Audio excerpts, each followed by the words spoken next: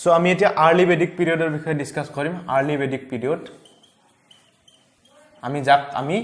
ঋগবেদিক period বুলিও কওঁ সেইটো মনত ৰাখিলে আৰ্লি বেদিক পিৰিয়ড শৰ্ট কে লিখি দিছো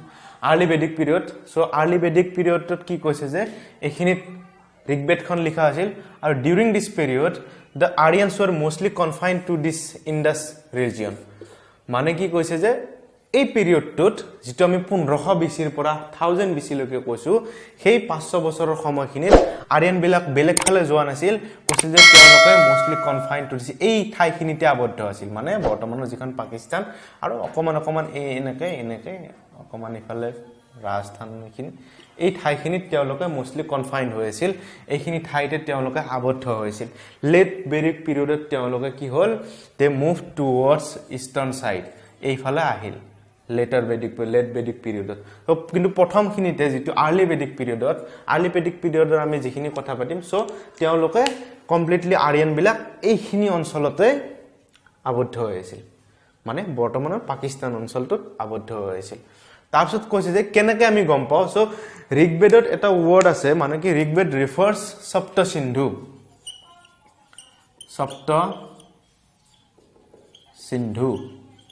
ঋগবেদত এই ওয়াৰ্ডটো আছে ঋগবেদত ৰিফাৰ্স টু সপ্ত Sindhu means or the land of 5 rivers land of 7 rivers 7 rivers সাতখন নদীৰ ঠাই সপ্ত সিন্ধুৰ অৰ্থটো তাকে বুজাইছে সপ্ত সিন্ধুৰ অৰ্থ হৈছে সাতখন নদীৰ ঠাই বা সাতখন নদীৰ ভূমি সো এই সাতখন নদী কি কৈছে সাতখন নদী কৈছে যে first one is the Indus বা সিন্ধু নদী সেইখন এখন আৰু বাকি 5 ৰিভাৰ্স অফ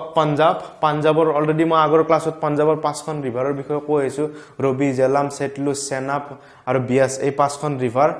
পাঞ্জাবত তাৰ পিছত আৰু এখন কি হৈছে সেইখন হৈছে this one is Saraswati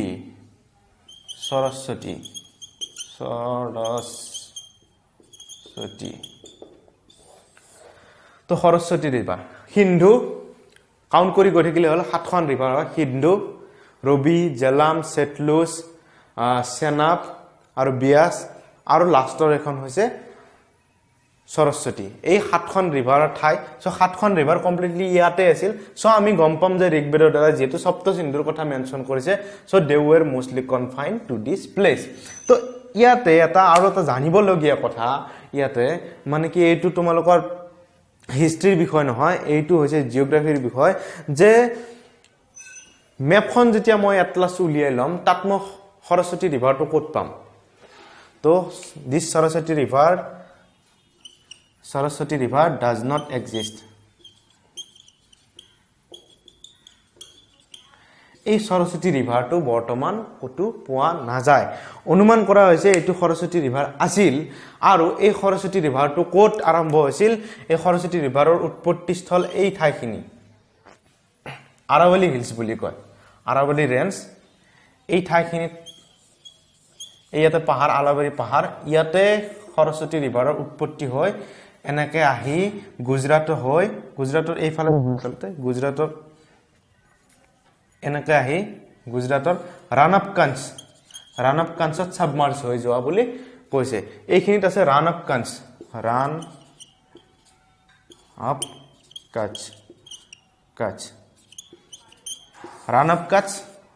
so এইটো এটা টুৰিষ্ট স্পটৰ নিচিনাই মানে কি চাব যাব লাগে কেনুকা ভাল লাগে বগা চাৰিওফালে বগা হৈ থাকে ৰাণবকাঞ্চ সো মানুহবিলাকে ফুৰিবলৈ যায় সো এই পাৰ্টটোত সাবমাৰ্জ হোৱা বুলি কৈছে কি কৈছে এই পাৰ্টটোত ইয়াতে সৰস্বতী ৰিভাৰটো ষ্টাৰ্ট হৈছিল আৰু ইয়াতে সাবমাৰ্জ হৈ গৈছে সো কিন্তু এই বৰ্তমান এই ৰিভাৰটোৰ কোনো অস্তিত্ব দেখিবলৈ পোৱা নাযায় এই ৰিভাৰটো কমপ্লিটলি extinct হৈ গৈছে এই ৰিভাৰটো বৰ্তমান নাই it does not exist so এই ৰিভাৰটোৰ বিষয়ে আমি হিখিনি কলো তাৰ পিছত এইটো অকমান জানিব লগা কাৰণে কৈ দিলো কোনো মানে হেৰি নাই এইটো নাহে তেনেকুৱাকৈ কিন্তু সপ্ত সিন্ধুৰ বিষয়ে আমি জানিব লাগিব সো আমি গম পালো যে ঋগবেদিক পিৰিয়ডৰ যেটি বা আৰ্লি বেদিক পিৰিয়ডত তেওঁলোক এইখিনিতে আছিল আৰু এইখিনিত থাকাৰ মানে আমি সম্ভেদটো ঋগবেদৰ পৰা সপ্ত সিন্ধুৰ জৰিয়তে পালো সো এইটো কমপ্লিট হল সো ঋগবেদিক পিৰিয়ডত লেটাৰ বেদিকৰ পিছত আলোচনা কৰিম ঋগবেদিক পিৰিয়ডৰ ক্ষেত্ৰত ঋগবেদিক পিৰিয়ডত তেওঁলোকৰ সমাজ ব্যৱস্থা কেনেকুৱা আছিল তেওঁলোকৰ পলিটিক্যাল অৰ্গানাইজেশ্যন কেনেকুৱা আছিল তেওঁলোকৰ সোশ্যাল লাইফ কেনেকুৱা আছিল তেওঁলোকৰ ইকনমিক এক্টিভিটি বিলাক কেনেকুৱা আছিল তেওঁলোকৰ ৰিলিজিয়ন কি আছিল সো এই গোটেইবিলাক আমি এতিয়া ডিসকাস কৰিম আৰ্লি বেদিক পিৰিয়ডত বা ঋগ বেদিক পিৰিয়ডত সো এই বিষয়টো ডিসকাস কৰিবলৈ গলে আমি তেওঁলোকৰ আৰ্লি বেদিক পিৰিয়ডত কি কি আছিল এতিয়া গৈ থাকিম তেওঁলোকৰ পলিটিক্যাল অৰ্গানাইজেশ্যন কেনেকুৱা আছিল পলিটিক্যাল অৰ্গানাইজেশ্যন বুলি কোৱাৰ লগে লগে এখন ৰাষ্ট্ৰ বা দেশ গঠন হ'ব লাগিলে কেনেকুৱা সৰু সৰু অংশ লগ লাগি গঠন হয় ৰাজ্যবিলাক লগ লাগি এখন দেশ হয় জিলাবিলাক লগ লাগি এখন ৰাজ্য হয় মহকুমাবিলাক লগ লাগি বা হেডকোৱাৰ্টাৰ্ছ বিলাক লগ লাগি এখন জিলা হয় তাৰপিছত মৌজাবিলাক লগ লাগি এটা মহকুমা হয় তাৰপিছত তোমালোকৰ কি বুলি কয় গাঁওবিলাক লগ লাগি মৌজা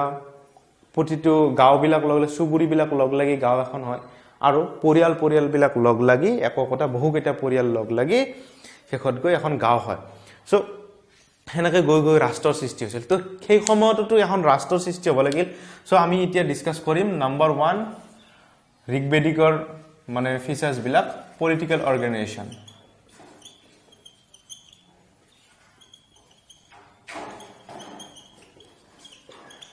পলিটিক্যাল অৰ্গানাইজেশ্যন যাক আমি ক'ব পাৰো ৰাজনৈতিক সংগঠন কোন কেনেকৈ গঠন হৈছিল কেনেকৈ একতা সো সেই সময়ত আমি এতিয়া ফ্যামিলি বুলি কওঁ বা ইংলিছত ফ্যামিলি বুলি কওঁ অসমীয়াত পৰিয়াল হিন্দীত পৰিবাৰ তো সেই সময়ত একতা পৰিয়ালক কি বুলি কৈছিল কুল বুলি কৈছিল কুল কুল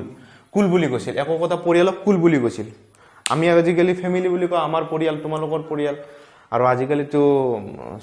বুলি সৰু পৰিয়াল সুখী পৰিয়াল আৰু আছে কি বুলি কয় হামাৰে দো সো সেই সময়ত সেইবিলাক কনসেপ্ট নাছিল পৰিয়াল বুলি কওঁতে ধৰি ল'ব লাগে যে ডাঙৰ পৰিয়াল মানে ককা আইতা ভাই ভনী মা দেউতা দাদা খুৰী আৰু যিমান যি আৰু মানে কি মহা মাহিয়া আনি পেলাই এইবিলাক গোটেইবিলাক ৰাখি একতা পৰিয়াল আৰু ডাঙৰ পৰিয়াল সেই সময়ত সো একেলগে থাকি ভাল পাইছিল মানে লাগিছিল একেলগে থকাৰ প্ৰয়োজন আছিল সো সেই সময়ত পৰিয়ালক কি বুলি জনা গৈছিল কুল বুলি জনা গৈছিল সো এটা পৰিয়ালক বা আমি এটো কুল বুলি জানো আৰু ফ্যামিলি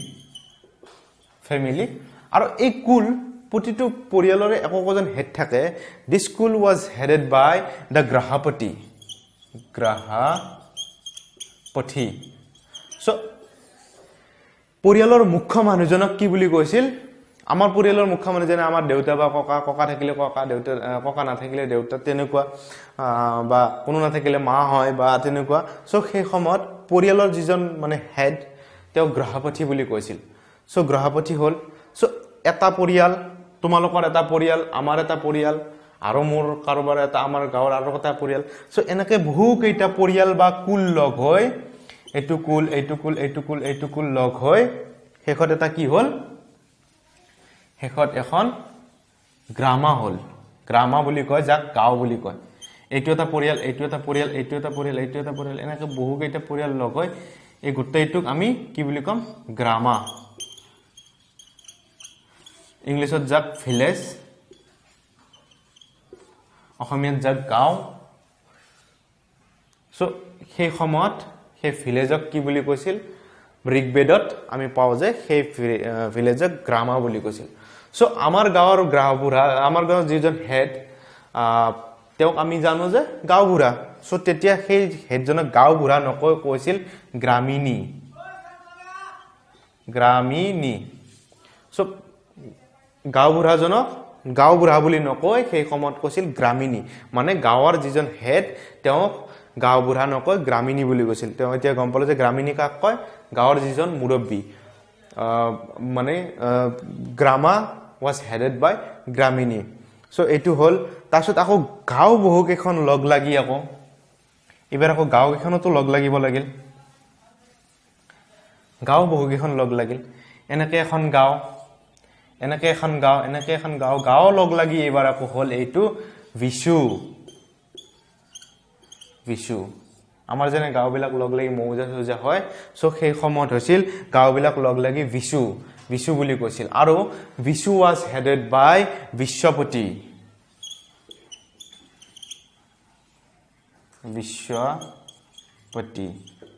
বিশ্বপতিয়ে বিশুখন চোৱা চিতা কৰিছিল বা বিশুৰ মুৰব্বী আছিল বিশ্বপতি বিশু কেনেকৈ হ'ল বহুকেইখন গাঁও লগ লাগি এটা বিশু হ'ল আকৌ এনেকৈ বহুকেইটা বিশু লগ লাগি শেষত গৈ জন বা ট্ৰাইব হ'ল বহুকেইটা বিশু লগ লাগি জন বা ট্ৰাইব ফৰ্ম কৰিলে জন বা ট্ৰাইব ফৰ্ম কৰিলে এইটো আছিল জন বা ট্ৰাইব হ'ল the highest unit of the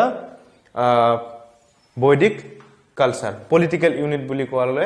বৈদিক পিৰিয়ডৰ হাইয়েষ্ট ইউনিট তাৰ পৰা ওপৰত তেনেকুৱাকৈ নাই যেনেকৈ আমি দেখ আমাৰ এতিয়া বৰ্তমান দেশ বুলি কোৱাৰ লগে লগে এটা হাইয়েষ্ট ইউনিটৰ নিচিনা হৈ গ'ল আৰু আজিকালি বহুকেইখন ফৰ্ম হৈছে কিবা কানি কেনেকুৱা সেইবিলাক নকয় মানে এতিয়া সংক্ষিপ্তভাৱে জানিবলৈ হ'লে এখন দেশ এখন হাইয়েষ্ট ইউনিট হ'ল আৰু একেবাৰে সৰু ইউনিটটো কি বুলি কৈছে পৰিয়াল বুলি কৈছে সো সেই সময়তো সৰু ইউনিটটো আছিল কুল বা ফ্যামিলি আৰু যেটো হাইয়েষ্ট ইউনিট আছিল ইট ওয়াজ জনা অর ট্রাইব জনা বা ট্রাইব আছিল সেইটো সময়ত হাইয়েষ্ট ইউনিট সো হাইয়েষ্ট ইউনিটটো চোৱাচিতা কৰাৰ কাৰণেতো কোনোবা লাগিল this jana or tribe was headed by the rajan or the king ৰজা আছিল এই জন বা ট্ৰাইবৰ মূল জন বা ট্ৰাইবৰ মূল আছিল কোন ৰজা কিম জং উন নহয় আকৌ বেলেগ আছিল সেই সময় কিম জং উন হলে তো আৰু শেষে হৈ গ'ল ইমান দিন নচলিলে পাগলাটোৰ কথা কৈছে আৰু যিয়ে নহওক ৰাজন আছিল ৰাজনে কি কৰিছিল ৰাজন অৰ কিং ট্ৰাইবৰ যেটো মানে কি তোমালোকৰ ট্ৰাইব অৰ জনৰ যেটো মানে চোৱাচিতা কৰিছিল মেইন মানুহজন সেইজন আছিল ৰাজন তেওঁক ৰাজন বুলি কোৱা হৈছিল আৰু আমি ইংলিছত গম পালে কিং বুলি কম ৰজা আছিল সো সেই সময়ত তেনেকুৱা বহুকেইটা জন বা ট্ৰাইব আছিল জন বা ট্ৰাইব চাৰিটাৰ বিষয়ে মই এতিয়া কৈছো যে ভাৰতস জনা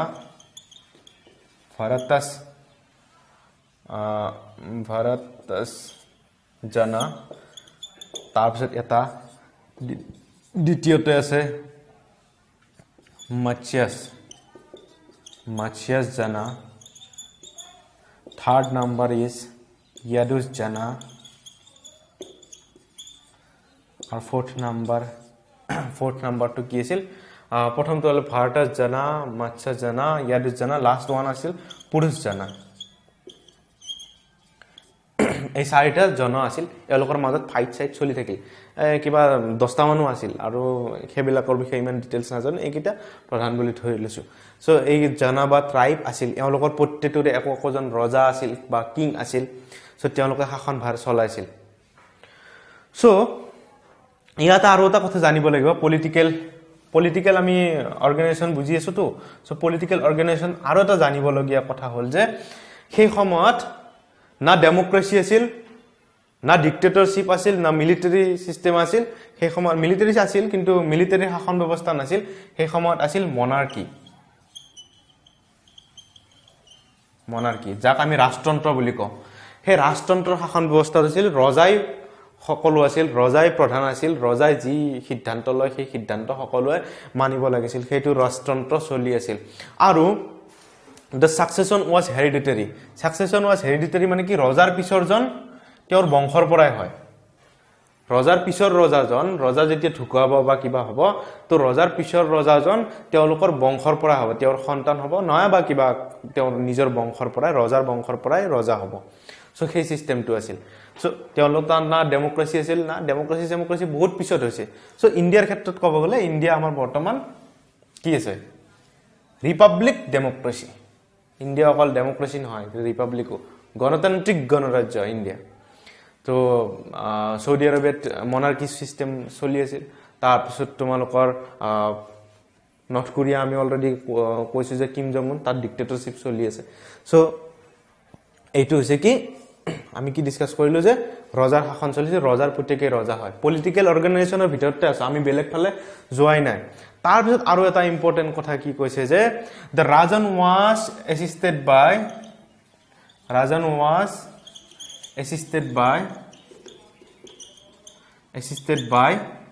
the purohits or priest or the senani কাক কৈছে জানানে সেনানী the commander of the army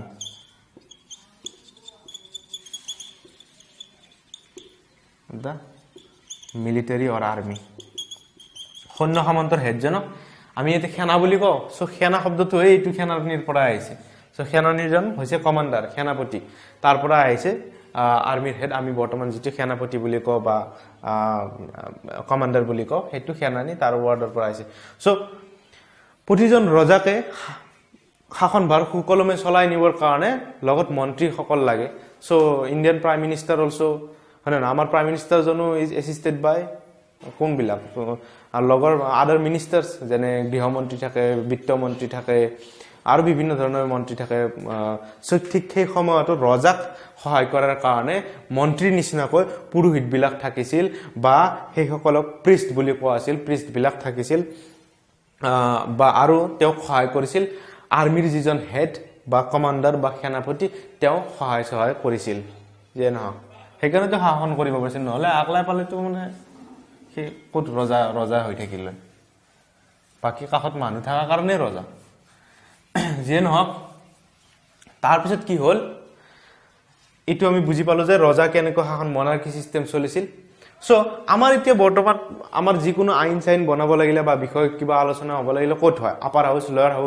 লোৱাৰ হাউস লোকসভা আপাৰ হাউস ৰাজ্যসভা বা বিধানসভা বিলাক থাকে আমাৰ ৰাজ্য বিলাকত সো সেই সময়তো কিছুমান কথা